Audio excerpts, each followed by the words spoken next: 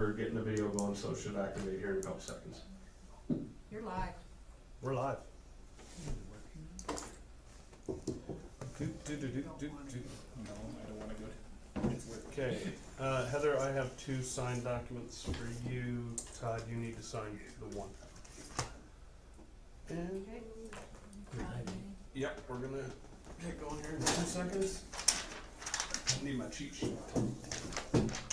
Okay. Okay, excellent.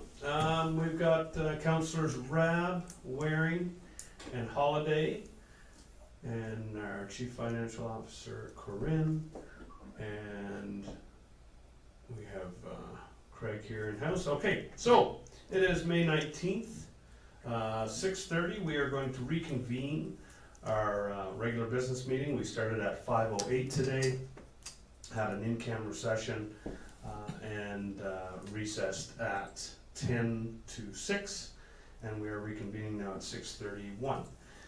So, adoption of agenda is complete. No motion to come out or reconvene is good, good. No motions out of in camera. We need to open the we need a resolution to open the To business. return. Would you like Need a? a motion to go back into. Thank you, Councillor Waring. We got a motion from Councillor Waring to open back into open meeting. All in favor? And on the screen, we have Rab, Waring, and Cindy Holiday all in favor. Excellent, thank you, that's carried. Just making sure I got the right paperwork here. Right to proclamation. 6.1. Proclamation for Public Works, week May 17th to 23rd. I'm gonna read this here off here. All right. The Rhythm of Public Works, it's titled. Provincial and Territorial Proclamation. Whereas public works professionals focus on infrastructure, facilities, and services that are of vital importance to sustainable and resilient communities and to the public health, high quality of life, and well-being of the people of Turner Valley, Alberta.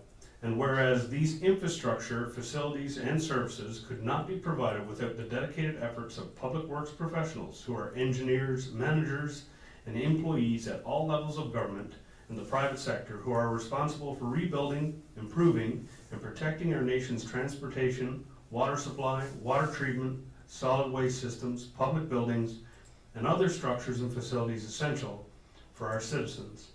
And whereas it is in the public interest for the citizens, civic leaders, and children in Turner Valley, Alberta, to gain knowledge of and to maintain a progressive interest and understanding of the importance of public works and public works programs in their respective communities. And whereas the year 2020 marks the 60th annual National Public Works Week sponsored by the American Public Works Association and Canadian Public Works Association, be it now resolved, I, Barry Crane, Mayor of Turner Valley, Alberta, do hereby designate the week May 17th to 23rd, 2020 as National Public Works Week.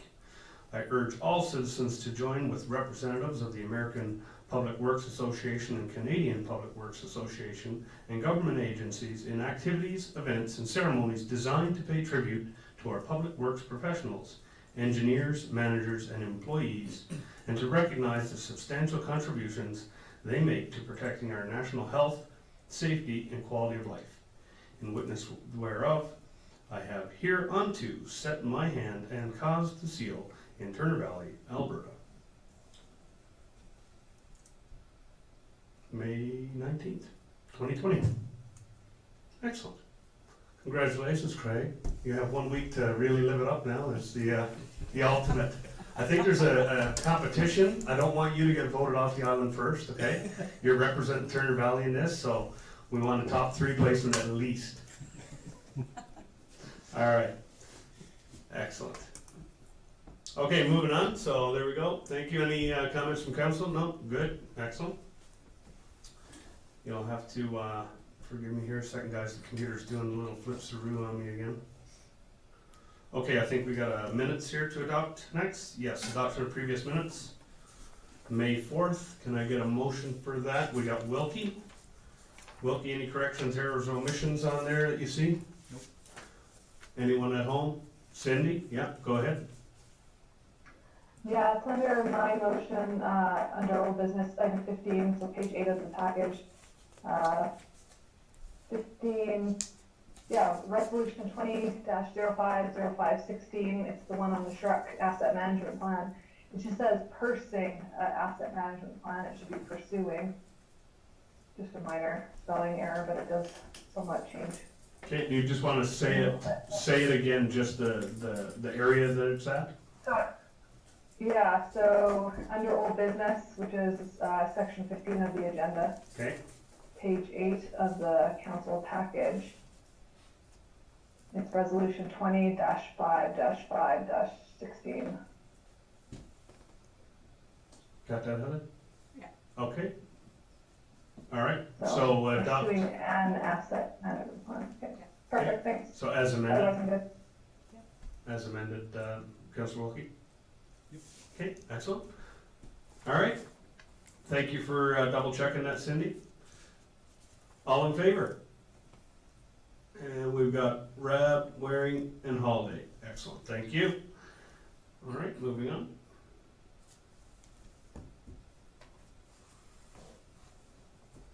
Question periods.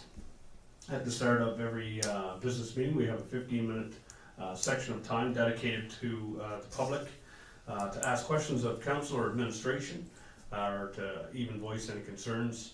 Have we received anything from the public via email or phone call this week, Mr. Sharp? Nothing. Nothing, thank you. In that case, we will move on. And again, forgive me for the computer here. 9, delegations, we have none. 10, Chief Administrative Officer's report. That's 11. 11. Okay, I'm not looking at the right one here. What's 10? 10 was delegations, there was no items. 9 was statutory hearings, in which there were no items. Okay, And we're at 11. we're at 11, Chief Administrative Officer's report. Mr. Sharp, if you would. Sure. Thank you, Mayor Crane.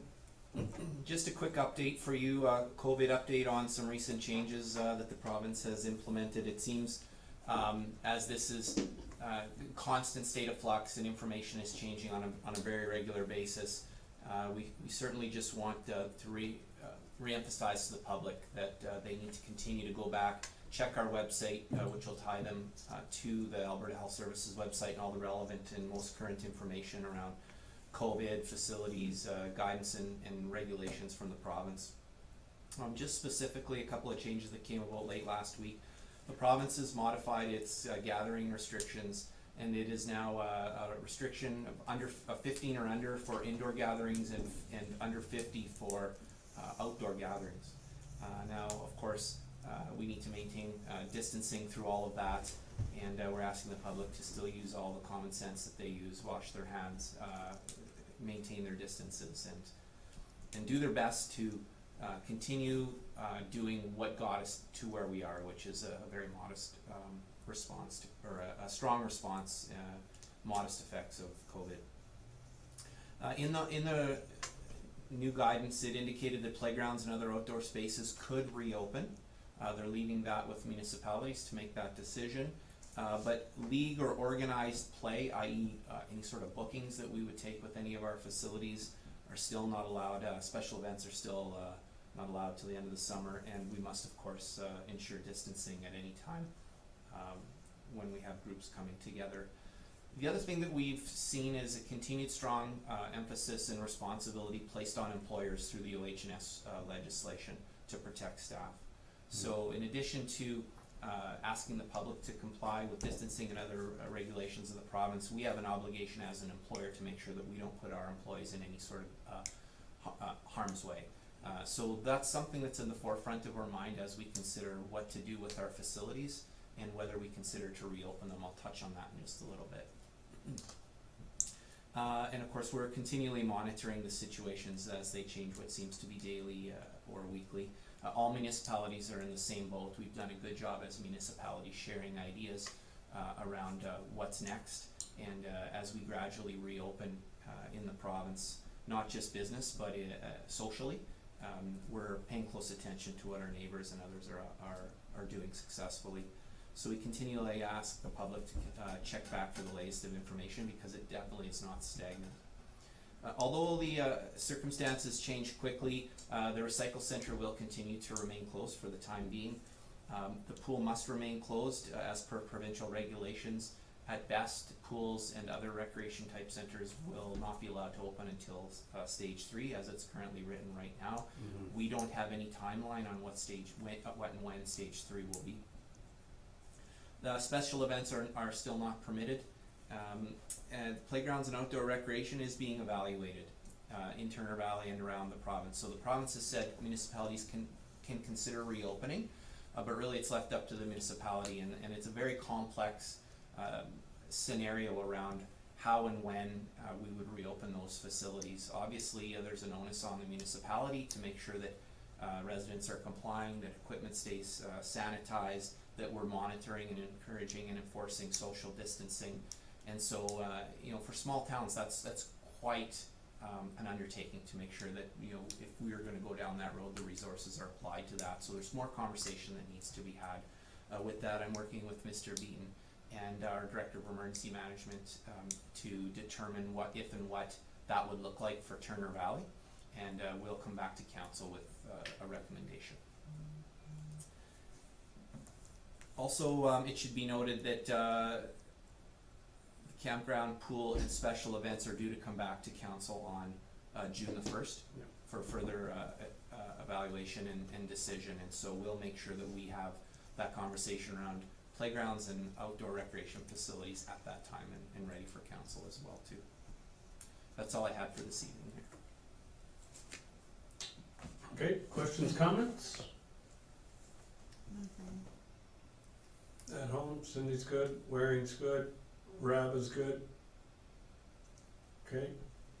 All right, thank you. I look forward to the report June 1st, because I think there is a huge push when it comes to reopening. Obviously, people are a little antsy, and I think that ounce of caution is definitely needs to be applied here, just to see where we're going to get to. And I really look forward to seeing where phase 2 and phase 3 of this relaunch is going to fall into place. But again, there's zero timeline, so for the public, we need to really relay that message that we do not have timelines. They are the messengers, and we are the worker bees. So thank you for that. Councillor Wilkie. Yeah, just the caution is important. I think to help frame any decision that council may have to make on these items too, I think it's helpful to understand what, if any, budget implication there might be to reopening some of these. I think in particular about playgrounds and just what would be involved in trying to maintain sanitation, and I know it may not be a scientific number, but just getting a feeling for what's entailed in that work, I think could help make that decision easier, because I know that my gut tells me that that's not a simple undertaking, but I'd love to hear more about that, so thanks. Yeah, go ahead, Councillor Gordon. Yeah, I have a question regarding the campground. My understanding is that is a municipal initiative. We could open if we wanted to, following the mandates of everything self-contained within the camper unit, correct? Yeah, so opening of campgrounds would be very much along the lines of any other recreational facilities. If they're not mandated to be closed, they could be open at our discretion, and there's definitely best practices associated with that we need to consider, some of which have a cost factor associated to it. So if I at the risk of speaking out of turn, I think the campground is an area where we could look at, and we could take some steps, but there's a cost to doing that, right? There's a cost to the monitoring, there's a cost to limiting the number of campers that could come, and so while it's not purely a financial decision, the finances can't be ignored either. Okay. Again, Rab, Waring, Cindy. No. I will ask for a follow-up, but I'll mention it now though, just because I think it is, something that we need to be aware of. And it was brought up 2 meetings ago that we had the porta potties on Friendship Trail. And of course, that comes with the hazard of, now you have to clean them, maintain them, and so on. And in the winter months, we don't. This weekend, we had an influx of, people coming through on bikes, utilizing the parking lot at the pool and so on. And I noticed a lot of them checking doors, looking for bathrooms, over to Coyote Moon, back and forth, like really looking hard, and there was nothing open, zero. I just wanna mention that we might wanna look into something again, but I'll leave that with you, to find a solution for that, cause I think it's gonna be another issue on the weekends. So, to Mayor Crane, so we don't have any public bathrooms in Turner Valley, Yeah. right? The only thing we were doing temporarily, was the porta potties. But nothing has changed from that front. We have the same issue around sanitation, and I don't mean usage sanitation, I mean COVID sanitation Yeah. and the costs around that. So we made a decision, you know, close to, I guess it was over a month ago, to remove those for that reason.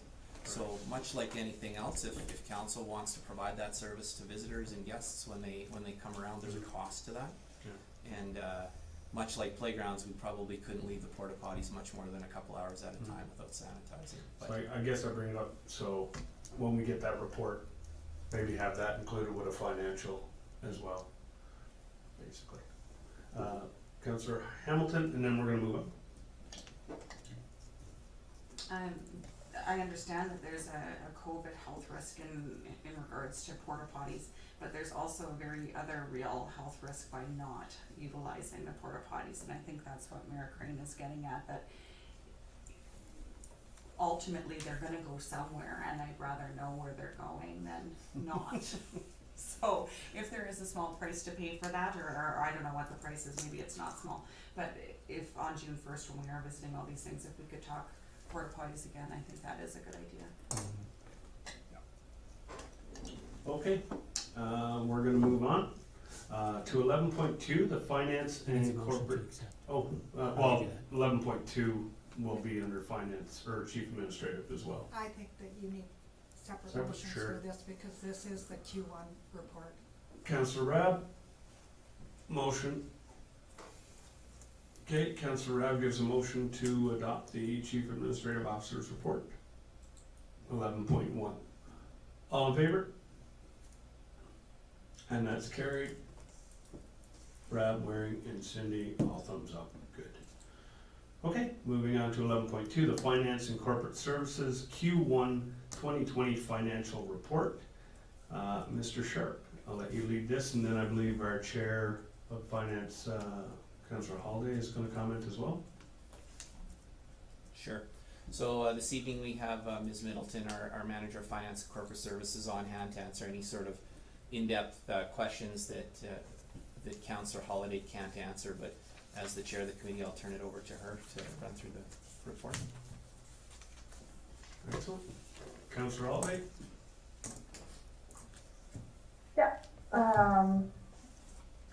pulling it up on my screen. So we had this looked at by the finance committee, of where we are to date. The first page kind of gives a summary of what the first quarter was compared to budget.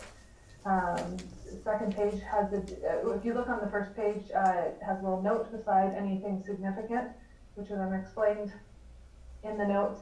The one thing we do have, there's been a mix up on other revenues, the actual and the budget are mixed up, they need to be flipped, and then it makes a lot more sense. Those numbers,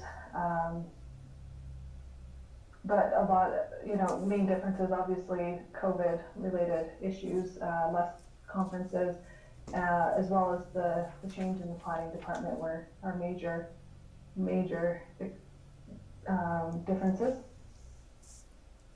So if you have any questions about those, we also have, they did include on the breakdown by business unit what was COVID related. If you scroll over to the very far right on that spreadsheet, it'll show you what they're expecting, admin is expecting the impact of COVID to be on the budget so far. So, and then capital projects, there's really nothing on it because we haven't done anything. It's still only May. That's a very brief summary. I've got two questions. I got Hamilton and Gordon, so I'll just cut Okay. you off and I'll let Hamilton go first. Hi Cindy. Hey. I'm looking at contracted services. Oh, there's feedback there. Okay, you're really cutting out. She should miss it. Can you hear me clearly now? Cindy needs to mute. Not very well. Cindy, can you mute yours? Somebody Yeah, has to there you go go. on mute, maybe. Somebody Okay. has to go on mute, cause that's why the echo's coming. Okay, I'm looking at contracted services, I've got two questions. The unfavorable for the contractor assistance in the planning department, I'm just wondering if that's our actual cost to date, like, for the, what would it be, 2 months or 3 months that we've been without, our in-house planning department? And then also, you're gonna have to remind me, we've talked about this Old Man River GIS service so many times. I thought we budgeted for it, and here it's saying unbudgeted, so those are my two questions.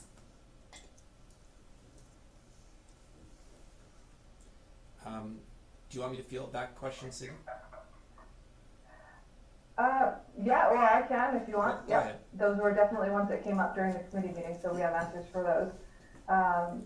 It took a lot getting up to speed for, urban systems as we've contracted them to do planning. So yeah, there was a significant amount. They're expecting it to balance out by the end of the year. Obviously, we're not paying a planner, and there's not much coming through. So budget-wise, we should be okay. And then unfortunately, it was just an oversight in the planning department when we did the budget last year that, yes, we agreed on the GIS, but didn't actually make it to the spreadsheet, I guess, when the final numbers came in. So that was just an oversight. Todd wants to add more to that. No, that's right. Okay, no, that's great, I was sure that we had seen it at, a budget discussion, so I was surprised to see that it was showing us not budgeted here. Thanks for the clarification. Councillor Gordon. Yeah, thank you, Finance Committee, for your oversight and review of this already. Question I have is, I've noticed that there was just a hair spent, just a hair over 27,000 spent on the Dr. Landers Memorial Pool. Just wondering what that may be in reference to.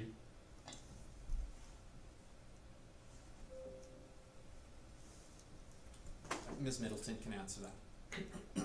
Ms. Middleton. So with reference to the swimming pool, we have a debenture that we're paying there. And so that would be the principal and the interest portion of it.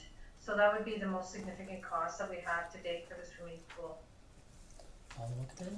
Follow up? If I may, the length of time we're looking at that debenture?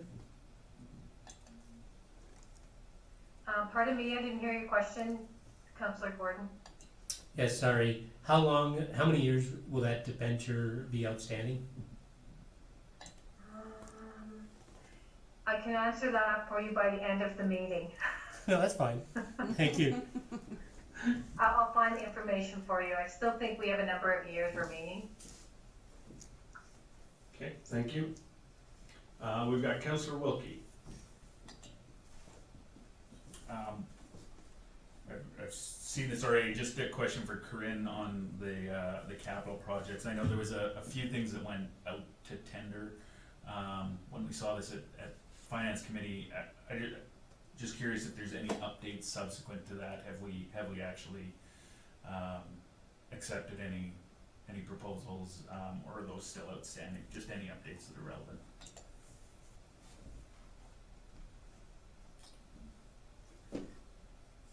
Todd, I do, through the mayor, and to answer Councillor Gordon's question, I do know that we received some packages back for some environmental type of work that's going to be done preliminary on Sunset. I do know we had about a crazy amount of bids that came in that were being evaluated by Richard, but I'm not sure on the status at this point in time. but I know we have received a significant amount of interest in that project.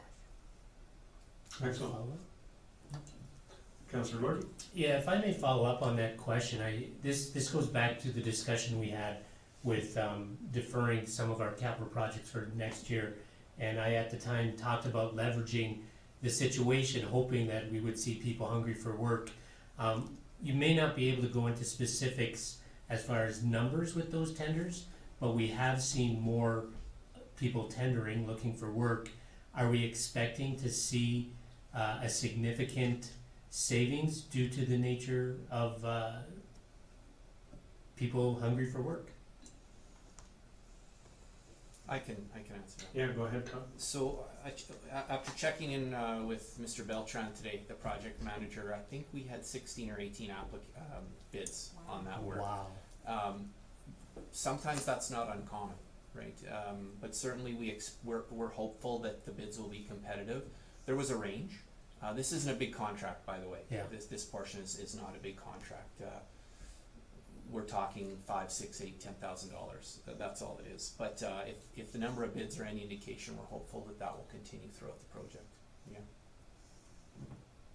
But as far as commenting on how much we might speculate on how much we might save, I've said many times that the competition will be what the competition will be. Mm-hmm. But certainly having a lot of interest is good for the town. Excellent. Councillor Waring first, and then Cindy, did you want to have a comment? Oh, you were just, okay, so Councillor Waring, go ahead. I was just wondering if the date of May the 15th was the date the tender closed, or was that the date that the tenders were publicised? That If it wasn't, when is the closing date? I don't have that information off the top of my head. I know the sewer storm infiltration tender is out, and I believe the water line pressure testing will go out shortly. We're just taking a look at a couple of last minute things on that one. So remember, at the time of writing this, which was about 2 weeks ago, that was an estimated time period. Okay. Any other comments? We're gonna go back to Cindy. Okay, Cindy, you're back on. Yeah, I just wanted to mention that we do have it right on our website. That's the new change that I like with administration, putting our request for proposals right available. It's an easy click on, one click on your Turner Valley website. So I just wanted to point that out, That is nice. in case you missed that. So obviously with COVID, things are evolving. We have some big decisions, and the province is making some decisions for us on things like pools. So it's going to be a changing, evolving thing. But so far everything looks good. Nothing too crazy. So. Okay, got a follow-up from Councillor Gordon here. This one is to Ms. Middleton. Regarding that debenture, one I failed to ask, is that a quarterly payment or is that the annual? That'd be pretty high if it's annual. With respect to the debenture payment, we pay them twice a year. So we have some that are, we pay in March, and September, and some that we pay in June and December. So I'm just looking at the spreadsheet for you. So with respect to the swimming pool, that particular debenture, actually, we finished paying it this year. So, Nice. Go ahead. Ms. Middleton, if you would, since you have that spreadsheet open, the reason I'm asking this question is if we've got these debenture payments coming out, looking at not opening the pool, I don't want our council to get ahead of ourselves thinking, well, look at this, we've got all this that we no longer have to invest. But clearly there are debenture payments. Do you have a sum total of the debenture payments for 2020? Yep, I do. For 2020, our total, including principal and interest, is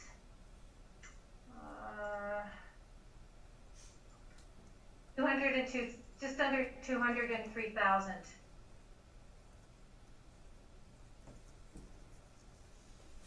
Okay, thank you.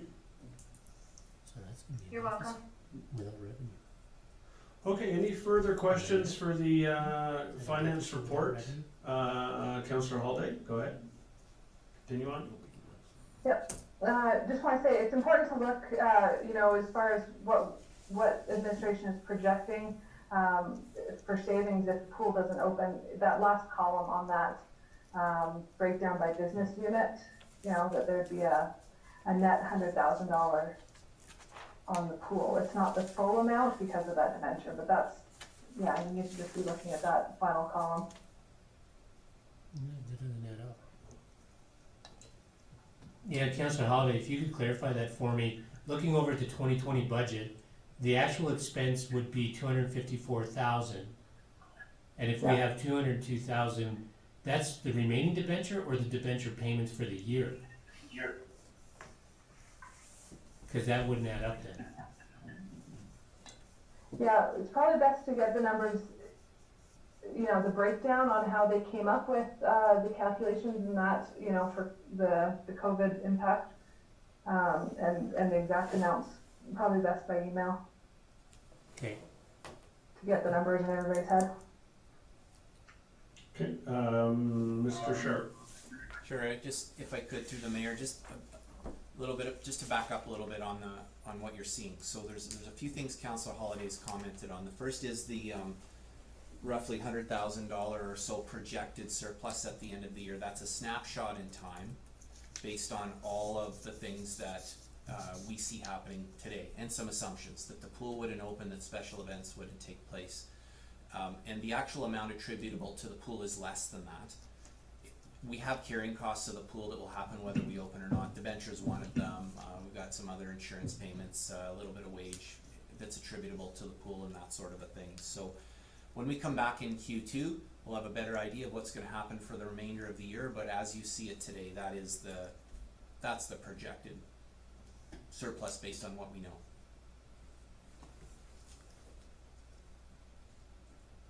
If I may comment as well through the mayor, so we do have some utility bills as well, and we do have to maintain some water in the pool, from the public works side. So, you know, the CAO is correct in assuming that we are gonna have costs. The debenture itself in total is about $33,000 of the costs, that we're gonna have to pay.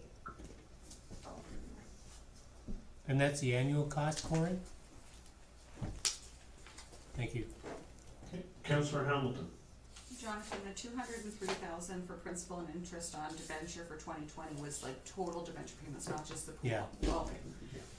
I just thought maybe that's the piece that was That's, missing. that's in the where I got math. the clarification with 33,000 there. It was like, whoa, that Oh, doesn't, okay. that doesn't add up. Yeah. Yeah, that's for all of our operations. Okay, back to Cindy again. You wrapped up? If there's no other questions, then yeah, we'll wrap it up. Okay, any questions? Waring, Rab? You're good? You're good? Over here, Wilkie's good? Excellent. Okay, we're good. Give us a motion. I'll give you the motion to accept the Q1 2020 financial report as presented. Excellent, thank you. And no further comments. All in favor? Thank you. Waring's yes, Rab is yes, Holiday is yes. I believe we can sign Miss Middleton off, is that right? No, we've got her coming up later, okay. Okay, excellent. Moving on to number 12, administrative responses, of which we had no items from last council meeting. We do have administrative inquiries. I'm sure everyone has got their own copies written down. So, who wants to start? I don't have a specific format, so Councillor Hamilton, you can start if you like. I think I was the only one with an administrative inquiry, but I've deferred that until our next meeting. That's right. Okay. Yours are in notice of motion, so they're coming. Mine was- Yours was a separate entity altogether, that's right. Rab, Waring, good, and Holiday's good. So there you go. Excellent. So no items for administrative inquiries. We will see one for sure at the next meeting from Councillor Hamilton. And moving on. 14, bylaws and policy. 14.1, the 2020 tax rate bylaw output document. This is what we saw last meeting. Just finalizing it up here. So, Mr. Sharp. Thanks, Mayor Crane. I'll defer to Ms. Middleton. Thank you.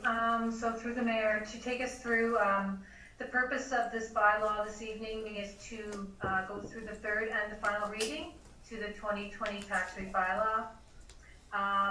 The Finance Advisory Committee has reviewed the 2019 assessed values and the recommendations presented by administration for 2020.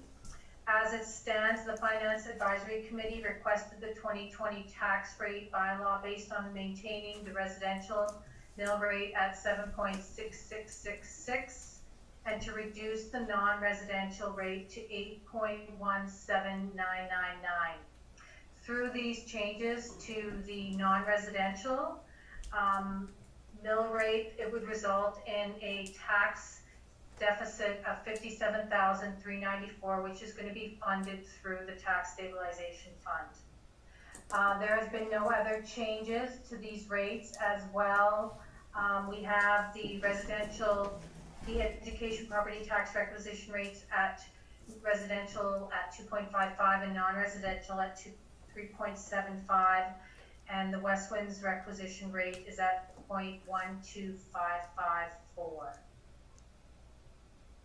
At the May 4th council meeting, council accepted the recommendations provided by the Finance Advisory Committee, and council agreed to first and second reading to bylaw 20-1103 to authorize the tax rates for 2020 as recommended. Therefore, we would like to recommend, administration would like to recommend option 1, that council agree to give third and final reading of bylaw 20-1103.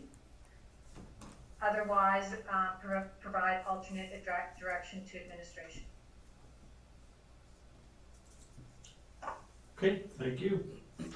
Councillor Rabb? And where? Yeah, I'd like to make a motion to give third and final reading to our bylaw bill that is the number that Ms. Middleton had, and I don't have it in front of me, so I'd like to give third and final reading, make a motion for that effect. Okay, thank you.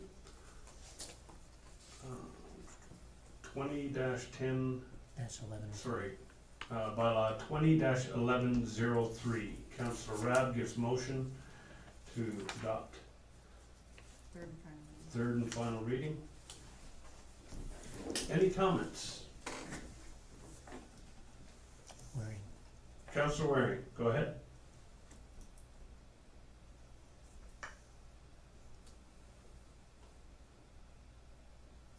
You're on mute, Councillor Waring. So just hit your button. Unmute. There you go. I'm still against this for the same reasons as I mentioned last time. I don't believe we should be taking money out of the tax stabilization fund to subsidize basically the provincial education taxes, and then a cost of about $19 a year or $20 a year on average per resident. We passed the budget knowing what the cost was, knowing that we'd have to adjust the mill rate accordingly, which was not a tax increase. Even if we stuck with the original tax, the original mill rate, there's still a slight credit for the taxpayers. Most of the money is the provincial education taxes, and we shouldn't be subsidising those. Furthermore, I have no objection to helping businesses, which brings me back to what I proposed originally, which was an option,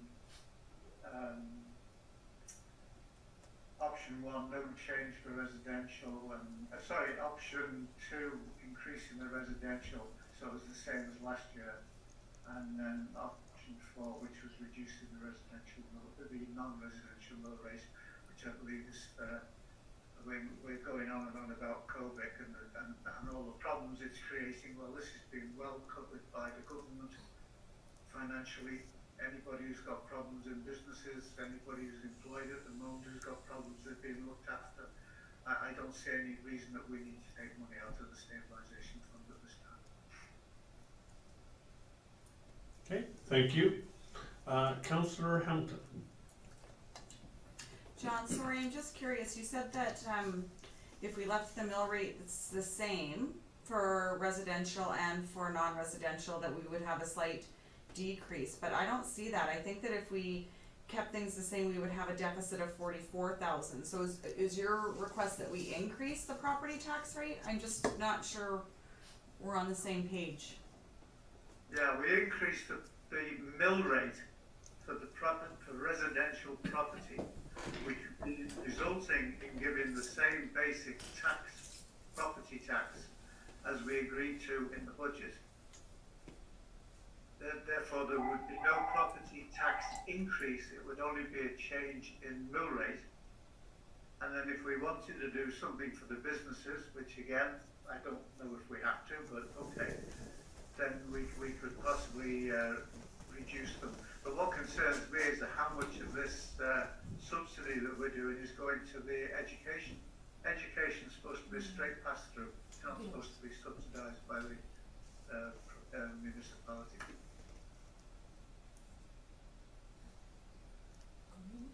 Okay, thank you. Councillor Wilkie. Yeah, I don't know that there's any pass-through of education tax credits. I think that we looked at our municipal taxes independent of the provincial portion of it. Yeah, I think, like I said, last time, John, I hear where you're coming from, and that's my usual instinct too, is that the mill rate fluctuates with assessment values. My only thinking in this case was given the extraordinary circumstances that we do find ourselves in, that holding the line may have value. That won't be my instinct in all cases, in all years. But I do worry about the environment that we're in. So it's a balancing act for me, and I think holding the line on residential makes sense, and again, the whole issue on the business side of things was just it's an assessment issue, right, where we saw fairly meaningful increases in business value assessments, which hits them at exactly the wrong time, unfortunately. So I think that was the reasoning there, and at a relatively minimal cost. So I think I'm still supportive of the version recommended. But again, yeah, using the stabilization fund is not a long-term strategy for sure. But our budget does have a lot of volatility involved in it this year. Okay, I'm gonna go Councillor Holiday, then Councillor Waring. Councillor Holiday?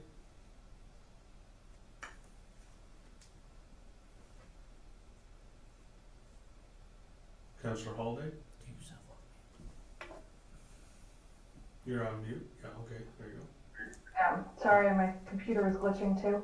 Yeah. I just want to remind everyone that, right, can you hear me now? Yeah, oh yes. Okay. That when we did our 2020 budget, we actually decided to leave a $32,000 deficit to be utilized through the tax stabilization reserve fund. You can see that on page 4 of our operating budget package. This is not it wasn't a new idea. We had a pretty good idea what assessments were going to be when we did our budget. There was a little bit of change, and then obviously because we've added the business, the decrease on the business mill rate, it's increased the amount from up to the 57,000. So it's not, we talked about this a lot of budget, and I'm okay because there, as Councillor Wilkie said, there's a lot of volatility in the budget. We might not end up having to take anything out, or we can put money back in at the end of the year if we choose to. And like I said last meeting, because we put the asset management plan through the operating budget, which is $50,000, I'm totally happy, cause I think that should've just been out of reserves. I don't think that we should be, I think if we can provide relief to residents at this time, we absolutely should, and I think we can. Okay, thank you. Councillor Waring. Can you hear me? I always get confused with whether I'm unmuted or unmuted with these things. We're talking of relief, okay, so I've got a $250,000 valued home and I'm gonna get relief for $40 a year, which is 75 cents a week. That's gonna make a real significant difference in my life. I can't even buy a stamp for that. If I look at somebody with a $550,000 home, they're gonna pay an extra $88 a year, not even $2 a week. This is not relief. This is just a mathematical exercise which is driven by people that want to show taxes going down. And believe me, people, you're just kidding yourselves. The biggest majority of the money you're taking out of the stabilisation fund is going towards the school bill. And we shouldn't be subsidising that. We want to subsidise the property tax, do it properly so people feel the effect of the subsidy. But don't give me $20 a year. It doesn't help. It doesn't even buy a pizza. Okay, thank you. Go ahead, Cindy. Yeah, I'm still confused on how we're subsidizing the education amount and the education. Can you explain? Cause I'm not understanding that. Go ahead, Waring, if you like. If you look at the chart, can you hear me? Yeah. Yeah, okay, I look at the chart and it says, say, property one assessment, 2019, 2020, the difference is $5,200. We applied the tax rate and the difference is $40. And then underneath that it says provincial education taxes. Last year was $638, this year is $624. So we've reduced it, we're giving them $14 difference. That's where I'm getting the numbers from. Okay, thank you. The education tax is a straight pass through. It has nothing to do with our money, right? You know that one. That's theirs, not ours. It's supposed to be a straight pass through, but the way it's calculated here, it isn't because people are getting subsidised on it. Okay. I'm gonna go Councillor Waring, or Rob, sorry, Councillor Rob, then to Councillor Holiday, and then we'll wrap this up. Go ahead, Rob. Thank you. I have a couple of questions. First of all, I don't follow the logic of Councillor Waring about education. I thought, correct me if I'm wrong, Ms. Middleton, the government had planned to raise our taxes on education this year. But with light of the fact, early in the year when the COVID crisis hit, they said, no, we're going back to the same as you paid last year. So I don't think education is really involved in this at all. And for me, thank you, Ms. Middleton, that's what I thought, because it's the same as last year. So we're not subsidizing education any more than last year. Education is just there, it's just in and out. But as far as raising taxes, we kept the mill rate the same, knowing that it's gonna cost us some money, okay? And maybe $20 is not much to you, Councillor Waring, or any of us perhaps, but at the end of the day, it's better than raising it by $20. At least it's not going the wrong direction. And when business has an increase in assessment, if we kept the same mill rate, we would be taking more for business. It is not a good time, as far as I'm concerned, to be raising tax at all. So if we can hold the line on taxes, a small reduction for residential and pretty much the same for business, then I think we're doing our job. And I'm not amenable to raising anything for either residential or non-residential. And education is not a factor because it's the same as last year. Okay, thank you. Before. The government may be exactly the same as last year, but the amount the individual residents contributing to that amount is that's my point. And also, I didn't say that we shouldn't reduce taxes on businesses. All I asked for was that we kept the actual property tax to the residents the same as last year, so we all pay the same. If we're gonna make an adjustment to businesses, well, we make the adjustment as was proposed on option 4. And I don't understand the way these tables are presented. It makes it look like we're subsidising a part of the property tax on the residents, even though the municipality is sending the same amount to the province. The residents are not paying the full amount. Okay, we're going to So go Councillor Holiday, if I then may Councillor comment Rudd. on through the mayor Oh, to sure. answer Councillor Waring's question. So the education tax, that requisition is a flow through. So last year the rate was 2.56 on residential, this year it's 2.55. And it does take into, they use a different assessment model than we do at the town. So we received an equalized assessment values that come from the province, and that's what's used to calculate the education tax. It's not actually our assessed values that we use to calculate our property taxes.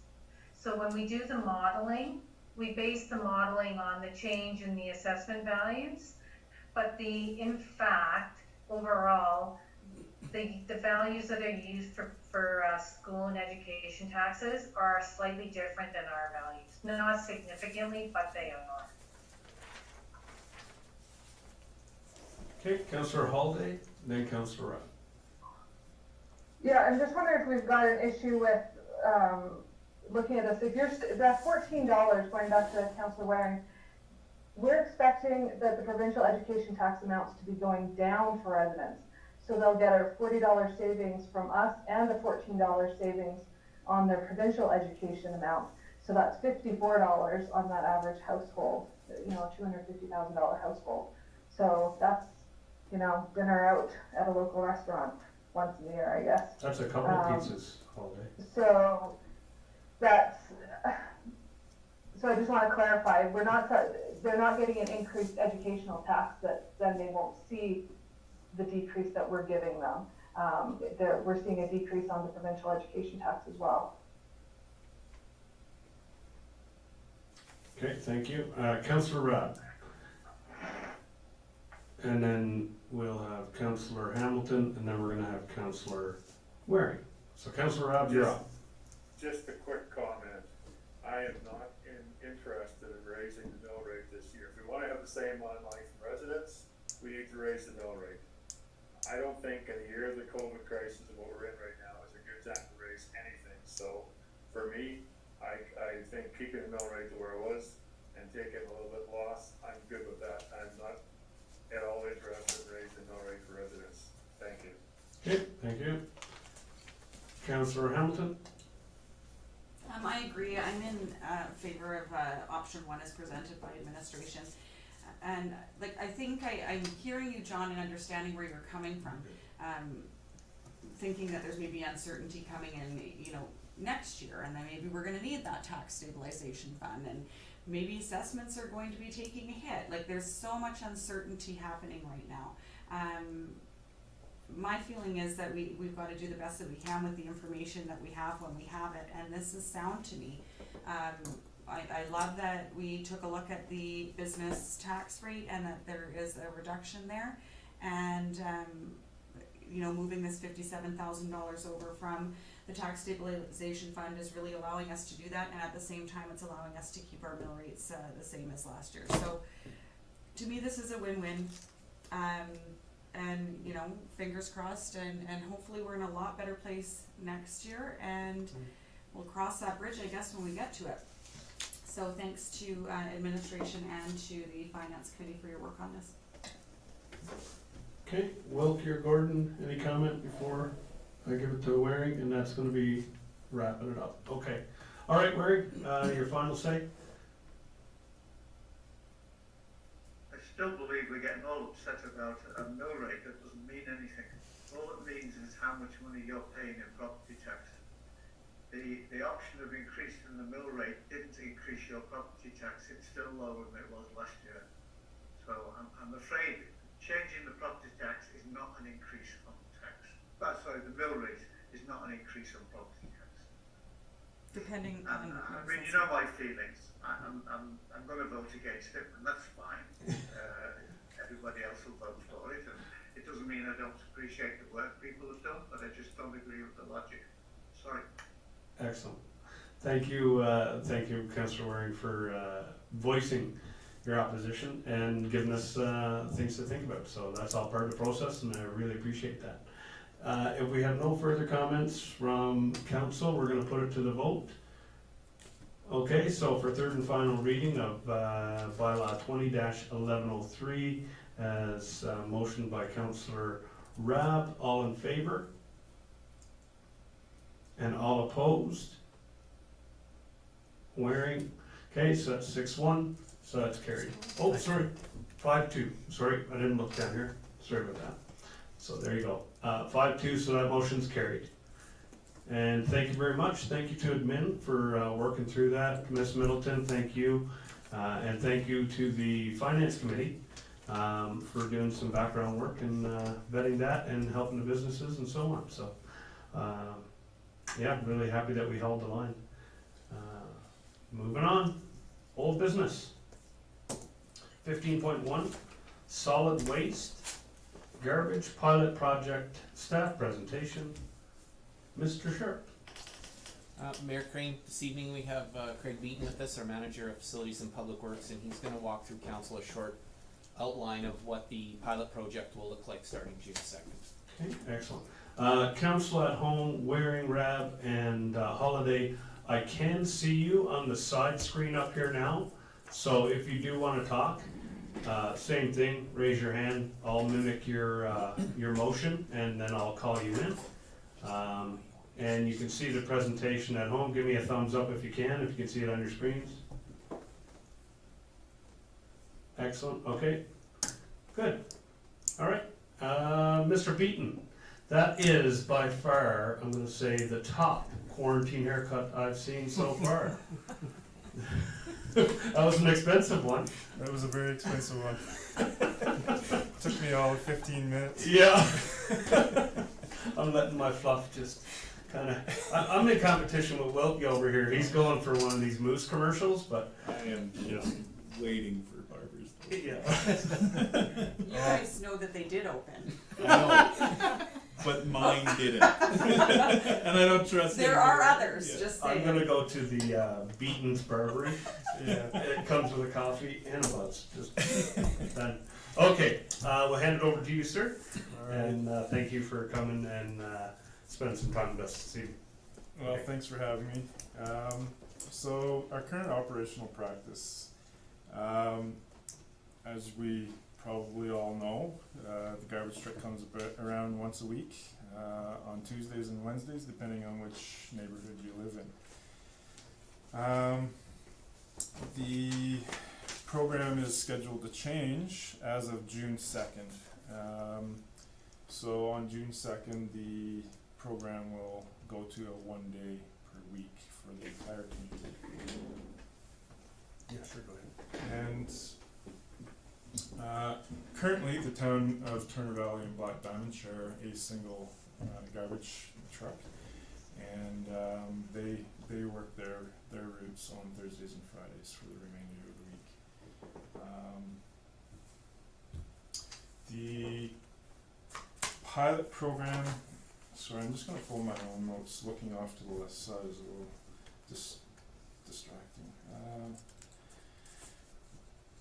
So the program communications are completed by lid notices, utility bills, and websites currently by the town.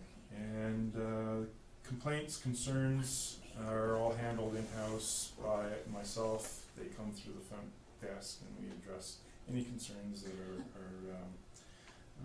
presented to us. Next slide. So the pilot program will kick off June 2nd. It will be a 1 day per week program. For Turner Valley it will be Tuesdays, and for Black Diamond it will be Thursdays. The reason that Okotoks is going to be able to perform the entire town in 1 week or 1 day versus 2 days is they run a longer working day than we do. We were running an 8-hour day, they run a 10-hour day.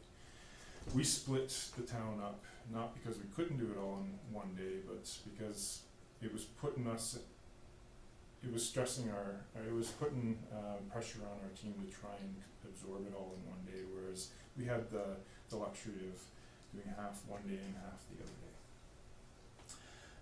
day. You may have already received in the mail a postcard that will be mounted for residents to post on their refrigerator as a reminder that June 2nd will be that day. Okotoks is produced and provided and will continue to provide further information, but Okotoks will produce and provide all media for the pilot announcement, including scheduled changes, informative flyer, frequent asked question sheets for staff as well as for the website, and lid notifications. And what a lid notification, there will be an example of that, but a lid notification is basically just a sticker that's going to go on the lid for Wednesday customers. So if you're a Tuesday customer, you're not likely going to see that sticker, but a Wednesday customer will have a sticker that says Tuesdays, no longer Wednesdays. Okotoks staff started this morning with installing RFID tags within the rim, the front, the under lip of the bins, so you can't see them.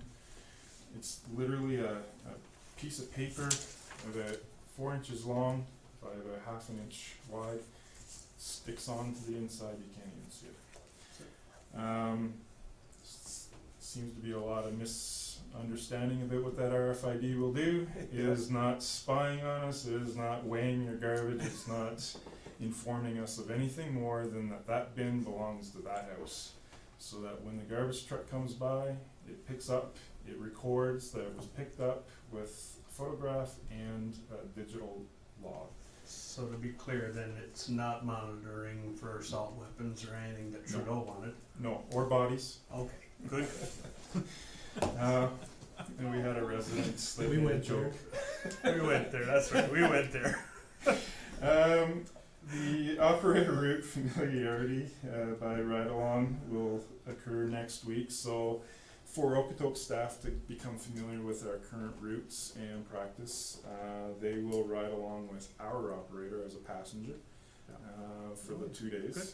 So they'll get somewhat familiarized with our town, and then the following week, which is June 2nd and then June 9th, our operator will ride passenger to the Okotoks operator, and Okotoks will use their truck for all 3 of these ride-alongs.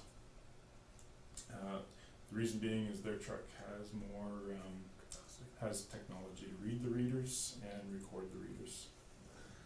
Question, I'll look at home first, you guys are good up there, good. So what happens to our truck then if Okotoks is gonna use theirs? So Okotoks will store our truck at their facility as a backup truck only, and they will also pay us rent for that 6-month period so that we're not losing any revenue off that truck. They are unlikely to use that truck because it does not have the RFID or the video technology, but it is a good backup truck in the event that one of theirs breaks down and they need to use it. And our insurances have been inclusive of Okotoks and Black Diamond. Turner Valley will post provided materials on our website, electronic signboard, and Facebook to remind people of the scheduling. And yeah, next slide. Oh, it's not coming in. Oh. So this would have been a slide with the examples of our media. I've just got one from Cindy. Is it just in regards to what you're seeing on your screen, Cindy, that it's disjointed? I did have one question about the postcard mail out. Okay, go ahead. I'm just wondering, did that go out to only, because we're on Wednesday, so I got one, because we're switching to Tuesday. So was it only the Wednesday customers that got it, or did the whole town get the postcard mail out.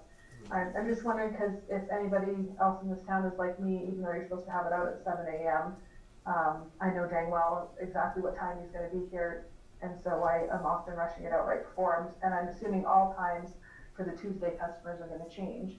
So I'm just wondering if they're, you know, if they got postcards, you know, our Tuesday customers going to be aware of things. Yes, there was a mail drop last week, and all residents and some of the MD residents by default will have received that postcard. And there will be some reprogramming. There are a lot of residents that set their clocks by our garbage truck arrivals. They will place their bins and remove the bins just before and just after the truck arrives. So there will be some concerns, but if residents pursue the posted 7 a.m. to 7 p.m. rule, then they won't be missed. Okay. Councillor Waring, go ahead. Sorry.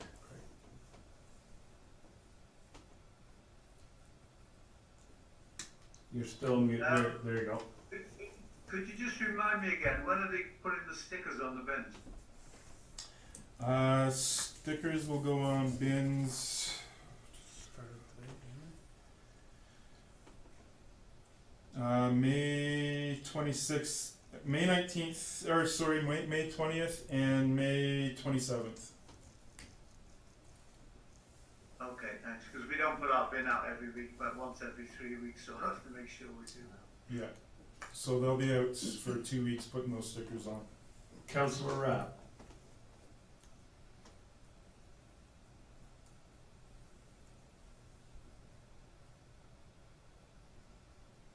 Yeah, I believe I saw the guys from Okotoks, just west of the school today, putting stickers on. So I think that's what they were doing. They showed, I stopped and talked to them for a minute, they showed me those stickers they put on, so I think they already started it. Those were the RFID tags. Okay. Continue, Mr. Eaton. We will try and wait till the end. No problem. So what to expect? The waste pickup schedule will become a weekly single-day route on Tuesdays for the entire municipality. They'll achieve this through a 10-hour workday from 7 a.m. to 5 p.m. Waste bin inventory will be managed by Okotoks. So new residents that come on board or residents that need a replaced garbage bin, they will contact Okotoks, they will supply, and they will come already prepared with the RFIDs. Okotoks will rent and store the waste truck as a backup during the pilot. If the pilot is successful and satisfactory and agreed upon to move forward, they will purchase that truck at fair market value. Complaints and concerns would be directed to Okotoks to be managed. Turner Valley staff would field calls to resolve any schedule or simple operations queries. So if someone calls and asks about a specific date and time for their garbage collection, you know, there's no point in forwarding that to Okotoks. Will manage that. However, if it's a more complicated issue about missing bins and damages, then we'll forward them to Okotoks. The Okotoks trucks have the technology to record every bin tip.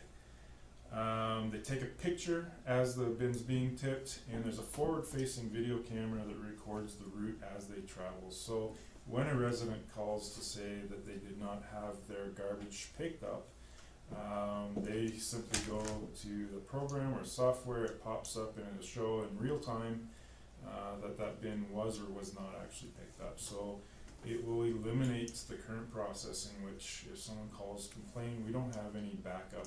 The driver knows he picked it up, but in many cases we're going back because we don't have support to say, no, we've already picked your bin up. Whereas Okotoks will be able to do this more efficiently.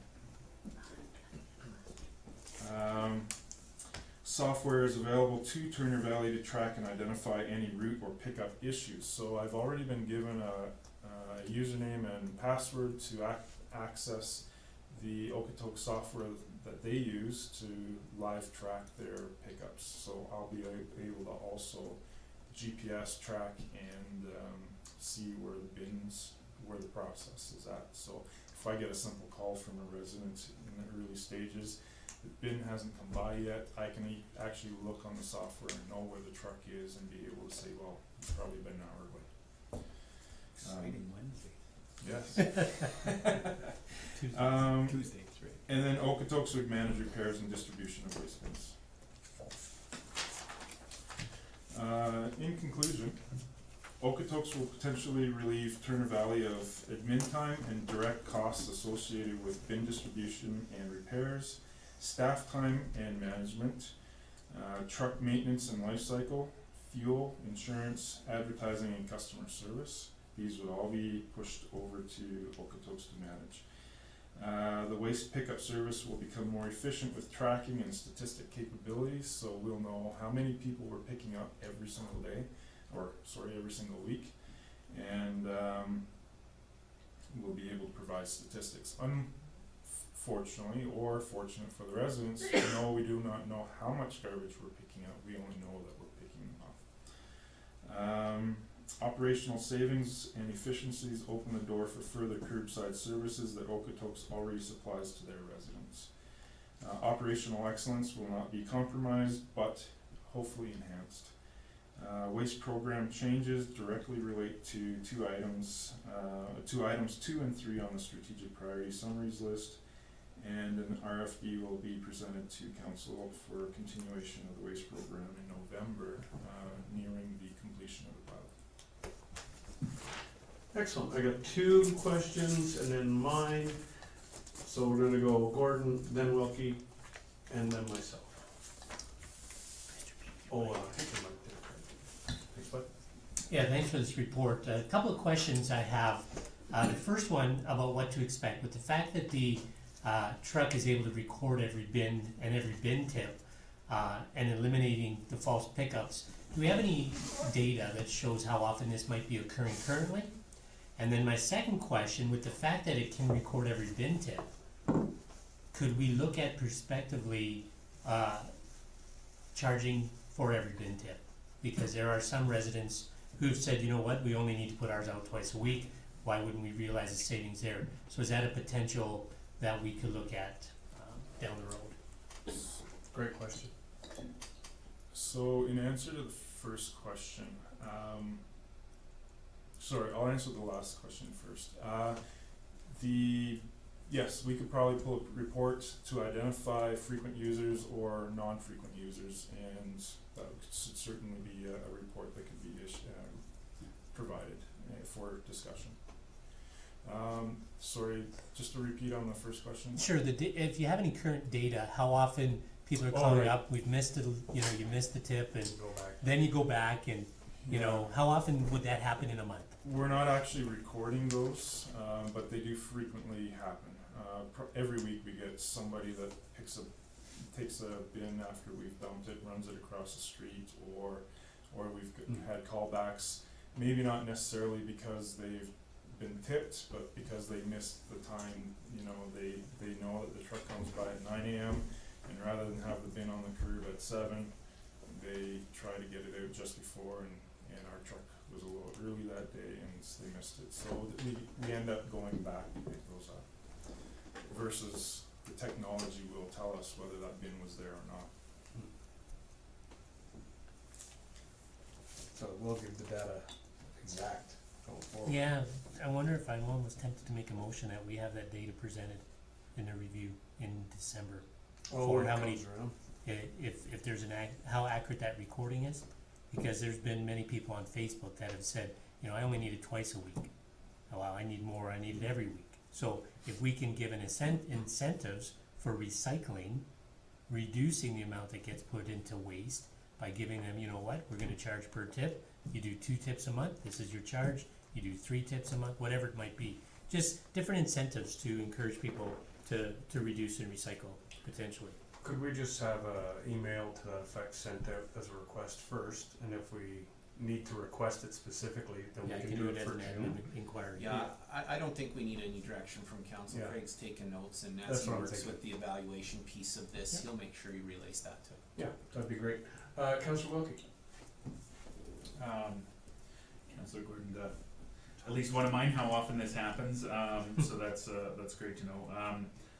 The local issue handling, I just wanted to clarify, and I think you made this clear, Craig, but folks would still call Turner Valley as a first point of contact, and then if it's beyond what we're able to answer quickly, they would then get referred to Okotoks, is that correct?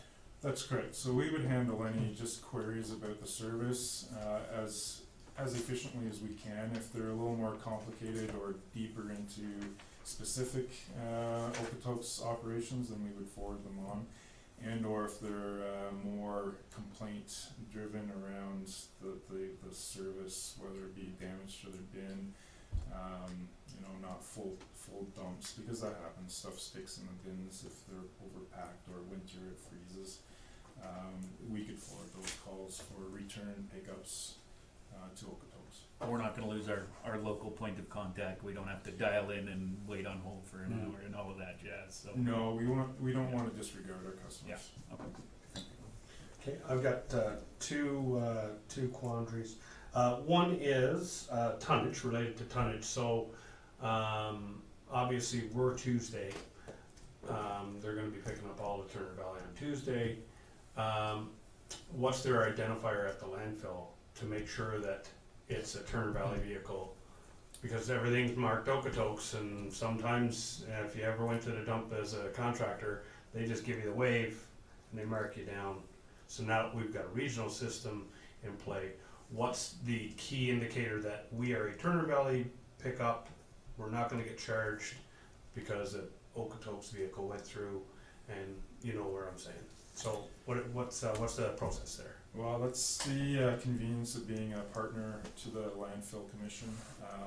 We've all worked together. Joe, being the landfill manager, he's aware of the program that's coming on board. So it's just a simple tick of the box as we drive. The truck drives through the gate at the scale, and we'll be still monitoring that tippage. In fact, we'll be able to get a better report because Paul is quite specific with some of the detailed reports that he provides for landfill.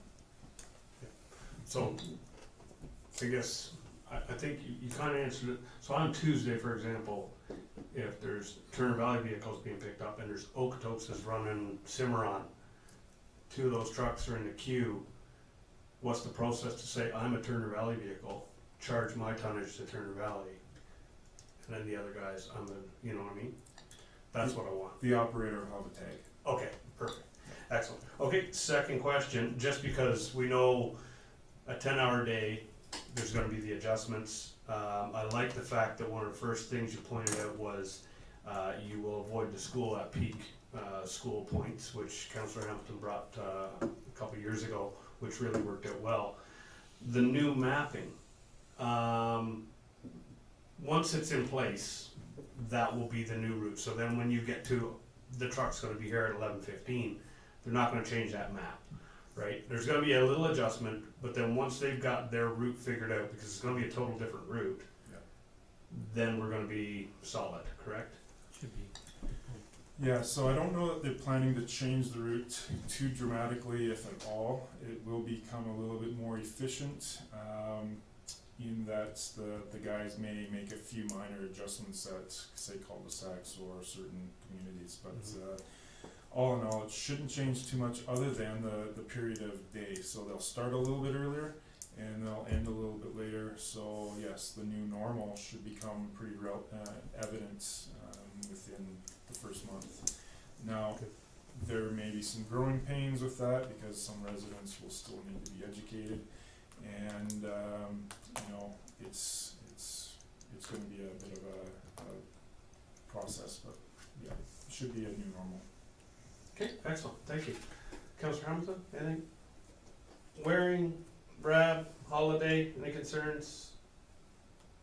All right, excellent. No further Wilkie's here. Just so this is a pilot, and I love the idea and the fact that we're doing it. I think there's potential for savings here, but at the end of this project, are we gonna run some sort of, any type of public engagement to see what the level of satisfaction is with the service? You know, to help us make that decision at the end of the day, because ultimately, you know, I don't know that people are gonna notice huge differences once we get over that hiccup of moving to one day, but I would like to get some level of feedback, just to see if there's any dramatic difference. Good question. So, as it being a pilot, there's a lot of questions that a lot of residents and administration as well as council will have regarding the satisfactory services provided. We will provide a statistical report on any, we will track concerns, complaints, so that we can identify the volume of those concerns. We will be monitoring those complaints as well as the service provided, making sure that they are efficiently picking those residences up, as well as staying true to the costs that they've presented to us, and making sure that those costs aren't more expensive than our current costs. We will compile a report, present it to the council, and at that point, I'm not too sure, correct me if I'm wrong, but operationally, I'm not sure that we would need to address residents on the change in service if we're within the costs and the services are satisfactory. Yeah, I think just as a follow-up, my main concern is that, and I think you answered this, that those, any complaints will be tracked, and we'll have a system for monitoring all of that, so that to the extent that anybody is having missed bins, or to the extent that anybody says the guy was ripping down the road like a maniac to get it all done in one day, we will be tracking that information. Yeah, and to address that actual concern, ripping down the road, garbage is garbage. An operator is an operator. You can only go so fast from this garbage bin to that garbage bin. The drivers aren't going to be hectically driving around How trying fast to. can you get in 100 Yeah. feet? Yeah. The hydraulics only work so fast. So it's the concerns of having fast operators. You know, they will abide the rules. They are GPS tracked as well, and Paul is very particular about the services he provides. So he will be monitoring those operators to ensure that they're not speeding and being as efficient as possible. But we will provide a detailed report.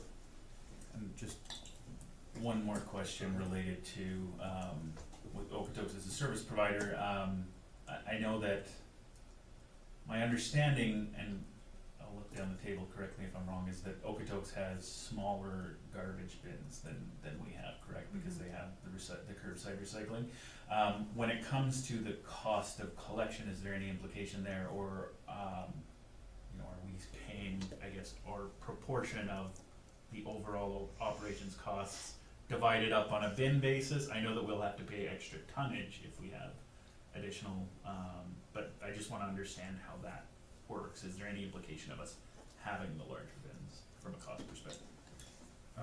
Short answer, no. Okay. Long answer is Okotoks program is very different from ours in a lot of respect.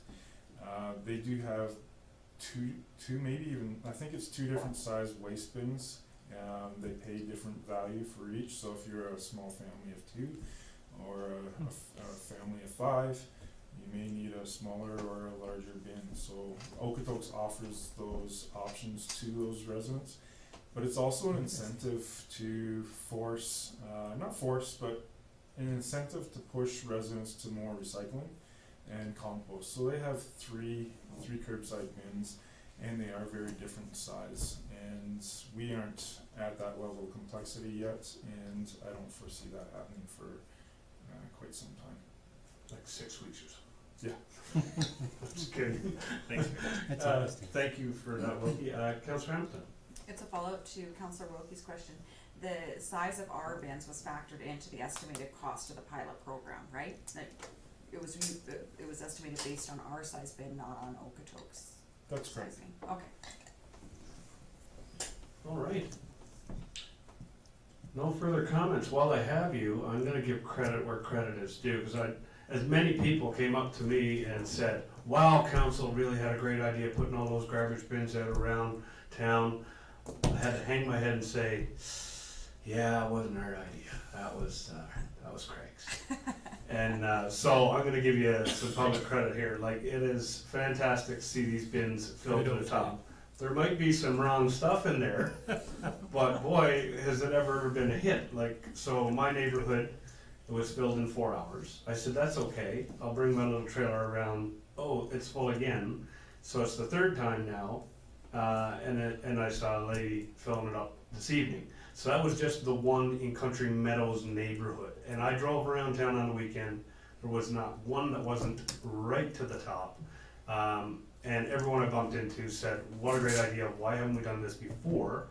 So I know that there's some things that don't belong in those bins, but to the dump it goes. It can get sorted there, but it is a fantastic program.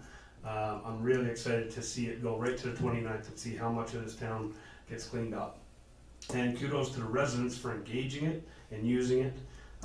So thank you for bringing that forward in light of Green Day being canceled and so on. This is a really, really good program, and I'm hoping that it's gonna be a continual annual thing. Thank you very much, and I cannot take all the credit on that.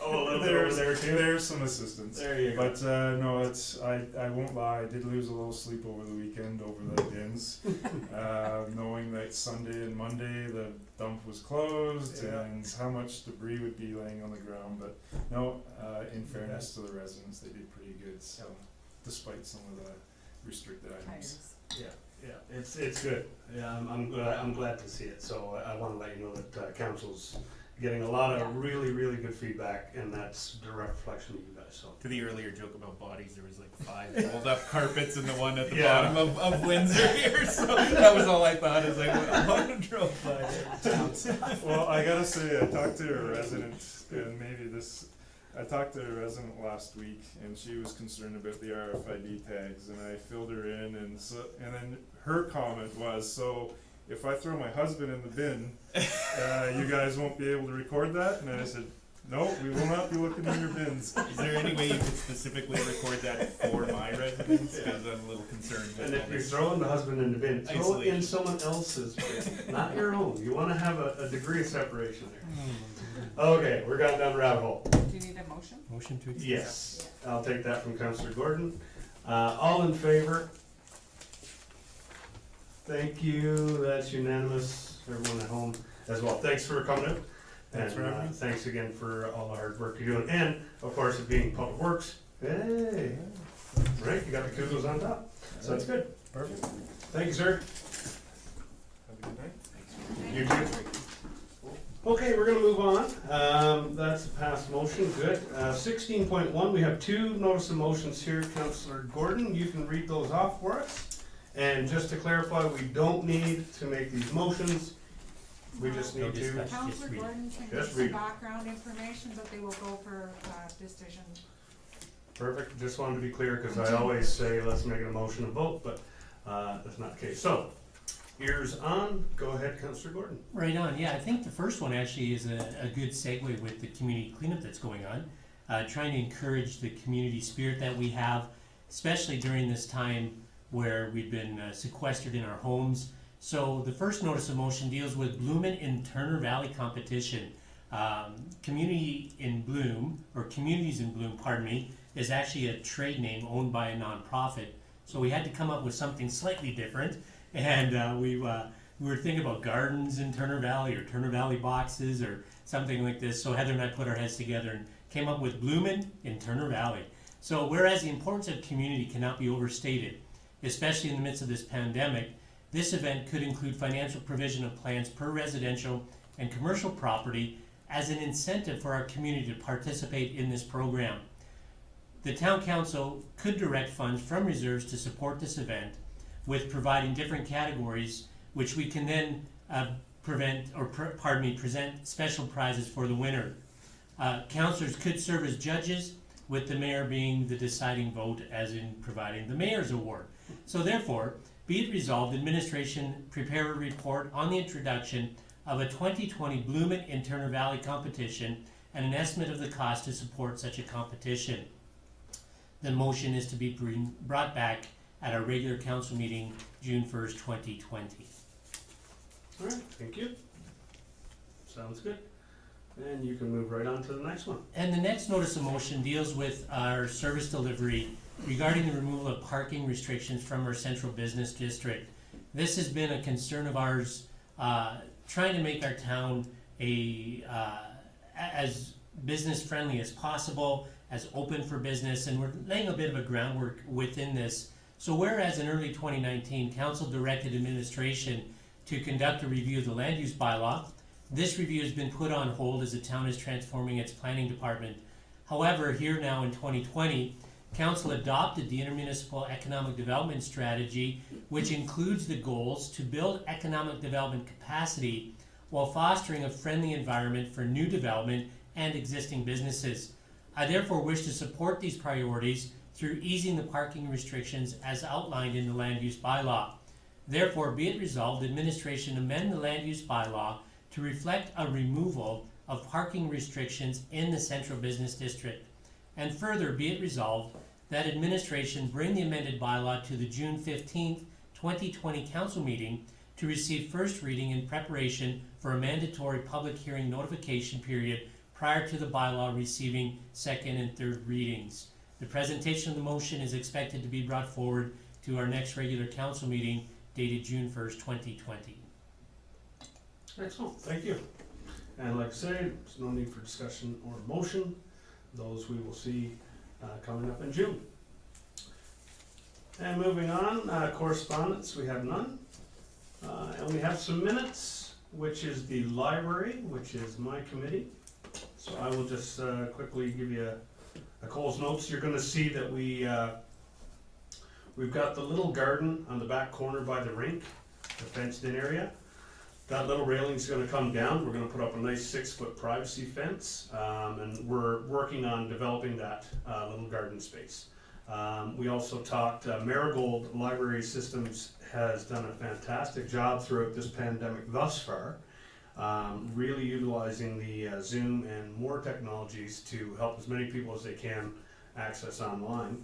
That being said, Okotoks, for example, is doing a curbside. We had a curbside working for a little while, and then we moved to all staff dead stop. We're now looking at gearing back into a curbside method where we'll have 2 employees back in the building. That's moving ahead. We're looking at June.